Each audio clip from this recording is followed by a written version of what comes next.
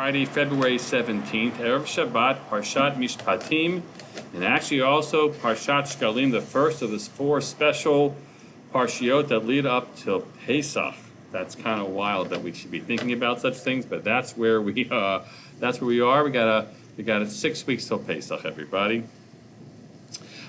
So says the Torah. Ve'ela ha-mishpatim asher tasim lifnihem, and these are the laws that you shall place before them. There are a number of different interpretations of what the reference is.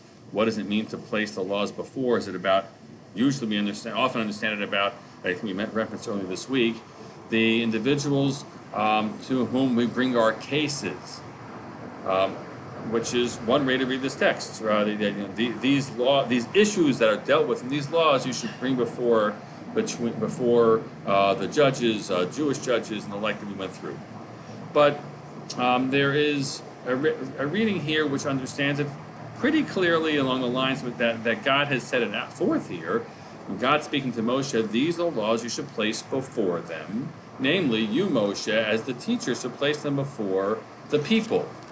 And says the Mechilta, the Midrash Halacha, Tanya, it was taught, Minayan shechayav harav la'aroch mishnato latalmidav kishulchan aruch. How do you know? Whence do you know that a teacher is obligated to organize his teaching for his students as if it were a set table? Kinyan shenemar ta'arei t'ladat, according to that pasuk in Betchanan, Talmud Lomar ve'elim mishpatim asher tasim lifnihem. This pasuk teaches you that when you're teaching the Torah to your pupils, to your students, you should lay it out in a clear and organized fashion. It is based on this midrashic teaching that the code of Jewish law, which we are most familiar with, written by Rav Yosef Karo, gained its name. It was referred to as the shulchan aruch, the set table, because it sought to, in as clear as a possible way, to organize all the teachings and the ideas of the sages in this fashion, so that the student could open it and read it. I heard a recording earlier this week which noted that in the mind of Rav Yosef Karo, this would be done daily, and you'd finish the whole Shulchan Aruch, without all the commentaries, but though every month, each day you had a major section you would take.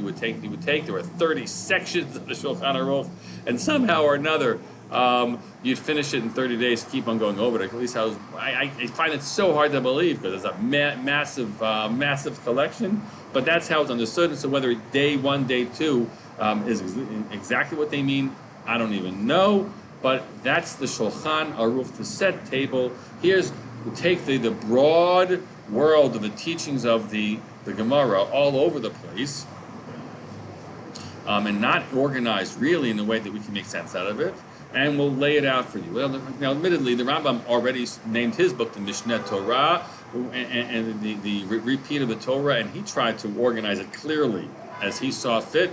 The Shulchan Aruch is another version of it, but takes its name from this midrash. We look at Rashi's rendering the midrash, we realize there's another message here. Not merely that rabbis, teachers, make sure you lay it out in some organized fashion for your average student, but rather, says Rashi, Perusho, 1 second, Amar lo HaKadosh Baruch Hu Moshe, Lo ta'aleh al da'atcha. God said to Moshe, don't let it arise in your thinking, Lomar, that you should say, Eshnelahem haperek v'halacha beit or gimel pamim. I'll just go over it and repeat the teaching, whatever it is, the chapter or the halachic decision. I'll say it over it, second, 3 times, until it's organized in on their lips, which is kind of how we even understand the method by which Moshe taught when he came down from Har Sinai. It's kind of how we understand it. But you dare not let it be all you do. But I won't bother myself to make sure they understand what lies behind, the reasoning behind anything. I'll just teach them the rules. Here's the rule, 1, 2, 3, get it, memorize it, now follow it, and not give them a greater access to the thinking behind the Torah, and its proper, really deep understanding. That's why it says that you shall place before them shulchan aruch, as a set table. Umuchan le'echol b'fnei ha'adam. It is all prepared that you should be able to eat and consume it before a person. But Rashi clearly builds upon this teaching. And it's not merely, it's not merely this notion that I'll repeat it and go over it, and okay, you got it, and we'll go through all the 1 halacha, 2 halacha, 3 halachas, and you got it down. Is it organized enough that you know it? It's that you understand what lies behind it. If you don't do that, that's not really a shulchan aruch, because then it's not really being consumed. Maybe that's how Rashi is ultimately saying it. That really, the meal that I take in means that I take in all the flavors of everything that's there in front of me, and that is the lesson that's being taught as Rashi renders it. And that's it's our responsibility. Responsibility of teachers, all the teachers who teach our children, and the responsibility of students also to press and say, thank you, I got it, you taught me this halacha, can you tell me what lies behind it? And sometimes what lies behind it is, okay, it's what God said, but at least tell me how this halacha developed, and tell me something about it so I can really appreciate what's in front of me and not merely be a repeater or a follower. And that is what God says, Asher tasim lefneim, place it before them, let them really feel it. It's a served meal to them.